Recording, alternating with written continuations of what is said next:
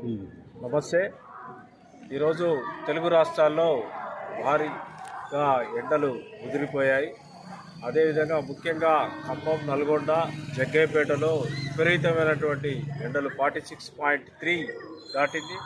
జగ్గయ్యపేటలో ఇద్దరు మృతి చెందారని కూడా వార్తలు అందుతున్నాయి. ఈరోజు ఆంధ్రప్రదేశ్ ముఖ్యమంత్రి మజ్జిగ కేంద్రాలు, చలివేంద్రాలు, ఓఆర్ఎస్ సప్లై చేస్తా అని చెప్పేసి ఆంధ్రప్రదేశ్ గౌరవ ముఖ్యమంత్రి చంద్రబాబు నాయుడు గారు ఈరోజు సమావేశంలో తెలియజేశారు.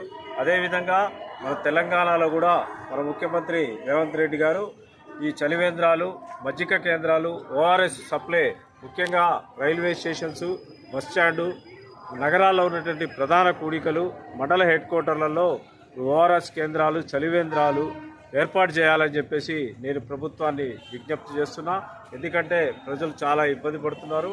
మరి వేడి విపరీతంగా ఉంది. చాలామంది కళ్ళు తిరిగి పడిన వ్యక్తులు కూడా ఇవాళ నగరాల్లో ఉంది. ఖమ్మం నగరంగా ముఖ్యంగా నేను మంత్రి తుమ్మల నాగేశ్వరరావు గారికి విజ్ఞప్తి చేస్తున్నా. ఖమ్మం నగరంలో బస్టాండ్ కూడలిలో, బైరీ సెంటర్లో, ఇల్లంతి క్రాస్ రోడ్లో, రైల్వే స్టేషన్ సెంటర్లో చలివేంద్రాలు ఏర్పాటు చేయాలని, అదేవిధంగా వైద్య ఆరోగ్య శాఖకి అధికారులకు విజ్ఞప్తి చేస్తూ మనకి ఓఆర్ఎస్ సప్లై చేయాలని చెప్పేసి నేను కోరుకుంటున్నా. ఈ విధమైనటువంటి ప్రభుత్వం స్పందిస్తూ వెంటనే నిర్ణయం తీసుకుంటుందని కోరుకుంటున్నా. నమస్తే.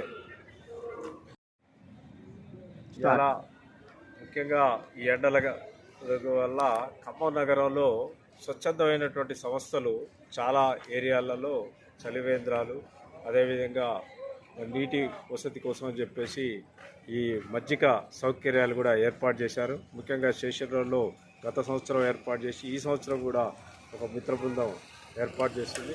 ఈ విధమైనటువంటి స్వచ్ఛంద సంస్థలు కూడా మీరు ముఖ్యంగా ప్రభుత్వమే కాకుండా స్వచ్ఛంద సంస్థలు కూడా కొన్ని మిత్రులందరూ కలిసి ఒక ఏరియాలలో మనకి ప్రధానమైనటువంటి కూడలిలో స్వచ్ఛంద సంస్థలు కూడా చలివేంద్రాలు, మజ్జిగ కేంద్రాలు ఏర్పాటు చేస్తే బాగుంటుంది. మనం ప్రజలకు సేవ చేయాలి.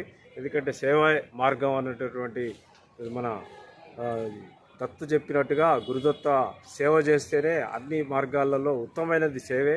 కాబట్టి మనం ఈరోజు ఎండలో వేడిలో ఉన్న వ్యక్తులకి చలివేంద్రాల ద్వారా మనకు వారికి ఇస్తే వారు చాలా మనల్ని బ్లెస్సింగ్స్ ఇస్తారు.